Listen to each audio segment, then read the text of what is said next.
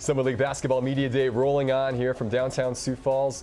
Proud to be joined by Travis Brewster, head women's basketball coach of the University of North Dakota. Year 7 of the Brew era up in Grand Forks, but year 1 for this team in the Summer League. Welcome back to you in a sense, to the conference that you really started your coaching career in a little bit. Yeah, I appreciate it. It's really good. Really excited to be back in the Summer League, obviously, and just to be able to have that familiarity with everybody up and down I-29. Yeah, getting those old rivalries back together. This has been something that I think people around here, and I think in Grand Forks too, have been looking forward to for a while, to get a little reunification of all the 4 Dakota schools back in the same basketball conference. Have you gotten the sense from the fan base that people are excited about this? Oh, absolutely. They're very excited about it, and they talk about it all the time, and they talk about traveling to games, obviously, and that's a big deal, right, to have your fan base that involved. And you hear a lot of our parents talking about it as well, so it's exciting for our players. This is a team in North Dakota that's had a ton of success, of course, in the Big Sky over the last couple of years. Trips to the NCAA tournament, a couple of regular season and postseason championships.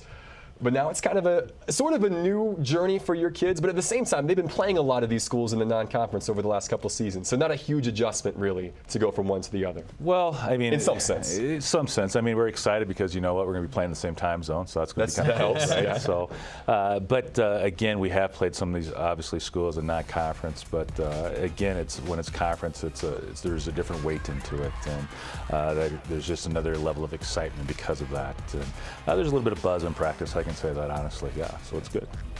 Yeah, so as a coach, you're coming into a new league where, everyone in the Summer League kind of already knows each other. They've had a chance to play for a few years at least. You're kind of the new kid on the block. Probably a huge learning curve maybe for some scouting and things, but how have you guys handled that in the off season? Do you guys do stuff ahead of time to kind of help prep for that? No, we just roll in and play. The big thing is, obviously, I've coached in the Summer League before, so that helps a little bit. And we were the new kids on the block when we were in the Big Sky. So a couple things that we learned, you do got to put a little bit more time in and try to just figure out your travel situations, where you're going to stay. The other part about it, though, is, you got to figure out coaches, right, and what their tendencies are, what they like to do at certain times of the year. And so that takes a little bit more time. And I'm excited how our assistant coaches have handled that. Yeah. When you look at your style of play, I mean, North Dakota's kind of been known, first with Gene Roebuck, now, of course, with you. This is a physical team that wants to play defense, rebound the basketball. You were tops in the Big Sky in a number of defensive categories last year. How does that style transition to a league like the Summer League? I think the Summer League is a very physical conference as well, and to try to carry that over, you got to adjust, obviously.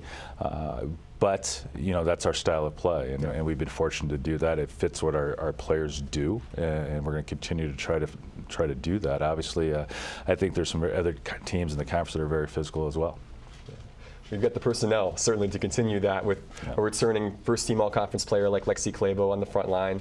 Faith Dooley now, who's a 6'3" kid that blocked a shot a game in limited action last year, who's now really kind of taken over that role after going from the volleyball court to the basketball court. It feels like this is the team that you want to have to play that type of style of basketball that you like. Well, if we could get them 10 fouls each, it'd be pretty good, right? But, those two are very physical, and Julia Fleece is as well. And so we're excited about those kids and be able to do that. But, with Lexie, she's so dynamic in her versatility, what she can do inside and outside. We really got to capitalize on that. But Faith is the one that we want to be in there to really take up space and kind of be that kind of like Dwight Howard type of player down there is what our goal is with her. But, again, it's still an adjustment, right? New conference, new style of play, new teams, but really excited for those kids. We'll talk a little bit more about Lexie Clay, but how do you coach a player that's already had great success? How do you keep her motivated? Is that an issue, first of all? And I would guess not for a player that's usually that good, but how are you trying to take her game, I guess, even further than where it's been so far? Well, we talked this summer and some of the things that we worked on. Everybody talks about expanding your game, but you can't forget what got you there, right? And that's probably been the biggest thing for us with her is to keep her honed in on what got her there. And when you talk about expanding game, to me that's knowledge, right? And how you approach the game and what you do. As far as her being motivated, she's got a lot of history with the University of North Dakota and the state of North Dakota, and so she's a proud player. And so with that, it's it goes, right? And it's normal coaching that aspect, but she's a very humble person. My whole team's that way, and they kind of follow that role a little bit, that let's just work for what we get. Yeah, Lexie's going to be a kid that I think people in the league are going to be excited to see. I know some teams got a taste of what she can do over the last couple of seasons, but she averaged 19 points, 9 boards last year, was a preseason first-team All-Summit League pick, which is not something you typically see for a team that is coming into a new league, to have that kind of respect. With her sort of as the figurehead of this team, she's though one of 6 seniors. It's a very senior-heavy group, a ton of experience back for your squad this year. Yeah, you know, it's neat to have them. Practice has been refreshing in the aspect of they kind of run the practice, really. You know, we talk about the drill that we're going to work on, or the segment that we're going to do there, but they grab the bull by the horns, so to speak, and they attack and they do what they got to do. And there's a lot of good communication of correction that's going on and things like that. Now, if they happen to get a little bit goofy, right, because they're having too good of a time, I rein them back in, but I'd rather have them be that way than, just so serious the whole time we're out on the floor. But those people are great. Having the twins, obviously seniors, that's a big deal, right, to have them in, and obviously adding Faith into the mix with that. And Bailey Strand and Jill Morton kind of get overlooked a little bit. Those two have done a very good job for us since they've been in our program. Yeah, it's a really steady group that has played together for a lot of years now. And when you look at this transition, last season in the Big Sky, you started off great, 7-4, played some really tough teams in the non-conference, and then Christmas kind of hit, and things started to not unravel, but there was some injury issues, and you just never quite found your stride. What did you learn from last year, Coach? Well, Christmas blues, man. No, but the big thing was, you got to be able to overcome some adversity.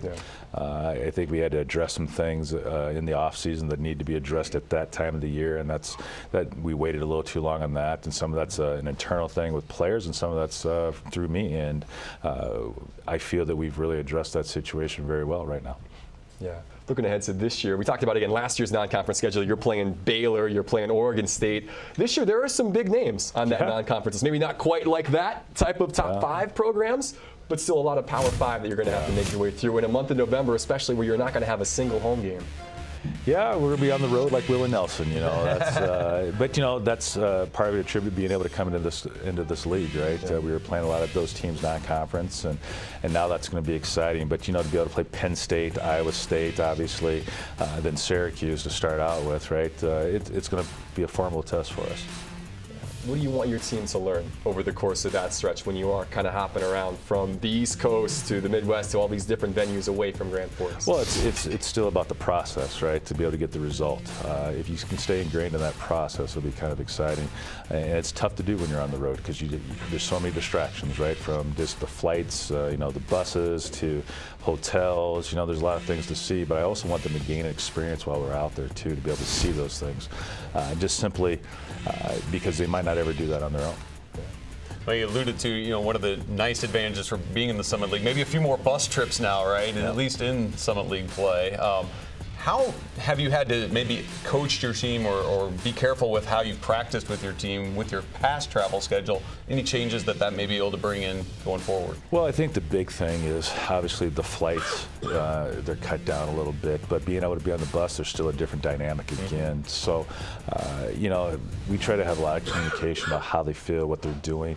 But I will say that a lot of it will be the same. I'll kind of treat it the same way just because travel's travel, right? And there's science behind that, the rougher the travel, right, the tougher it is on you to get to the destination to be good.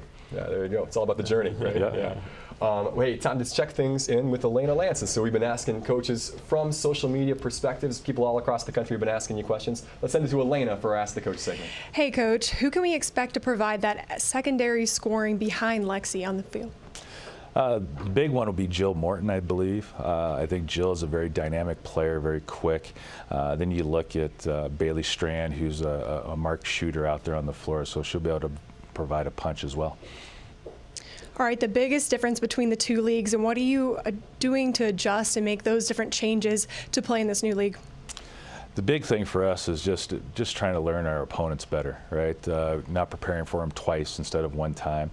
It takes a little bit more time, so we're watching a lot more film, obviously, and the other part about it is, just doing a lot more research, obviously, with the Google. That's what they all do nowadays, Google. And being with these new schools in the new league, how does that affect recruiting along with the Dakota schools? Well, it's good, right? It's a chance for mom and dad in that recruiting process to be able to say, hey, you can watch them play in this league. I think it's helped us in that aspect. I feel really good about our recruiting, and it also just that's who we've been recruiting against since we've been in the Division I era is everybody in this league. Yeah. Well, thanks so much, Elaine, and thanks to everybody for asking questions out there online. You mentioned the recruiting process. You bring in 5 new freshmen along with a transfer, Elena Jarnot from Monmouth. Talk about how that new group has been fitting in and what they're going to bring to the table this year, Coach. High energy, really. A lot of high energy, and really excited to be able to have Elena play. Thankful for that opportunity to have her in the program. Obviously, we have her sister, you know, and they're kind of an explosive group, right? We go fast. Right? Don't always know where we're going, but we go fast. So that's the positive part about it. But they got great energy about themselves, and we have a lot of fun in practice. And the other part about it is they got a little bit of tenacity about them. So that's really been exciting. Yeah, it's another team this year that has just that local flavor. 3 kids from North Dakota, 7 from the state of Minnesota. You've done a great job of getting some of the best kids in the region to stick around in the area. And as you said, now they're going to get to kind of play in their backyard a little more this year than they've been used to. Going into this season, if you look at the preseason polls, you were picked to finish 6th. And I know polls are what they are, and it's tough, I think, maybe to try and put a conference perspective when you've not had a full conference season. But when you look at the Summit League this year, how do you see things stacking up? What are some of the teams you got your eye on this year, bro? Well, you know, I think the big thing for me is the poll is based off everybody else's opinion. When I look at the conference, I just tell everybody flat out, you know what? We all got to do the same thing. We're all trying to end up at that top spot. And it's not going to be easy. It's such a competitive league from top to bottom. And, you know, I sit there and I look and I go, man, there's just not a night off, right? There's just not. And everybody's going to be tough, and you got to take care of business at home first. So it'll be interesting, you know, and it is what it is. Well, the goal, of course, is to get back here to Sioux Falls. Summit League tournament, of course, here taking place down the street. What would it mean for this program? Obviously, top 8 teams make it. One's not going to. But to get back here to give your fan base a conference tournament, a chance to go to the NCAAs in their backyard they can travel to, that's got to be exciting. Yeah, it is, you know, and obviously in the Big Sky when we were in there, we dealt with not being able to make that tournament, and so there's a little bit of added pressure, obviously, in those conference games. But I think when I look at our fan base, man, it'd be great to give them that opportunity. You know, it really would. It'd be pretty special. Yeah, something to look forward to. Coach Brewster, thanks again so much for the time. Best of luck this season. Appreciate it. Travis Brewster, year 7 with University of North Dakota Women's Hoops. Stick around. Brian Jones from UND Men's Hoops coming up next.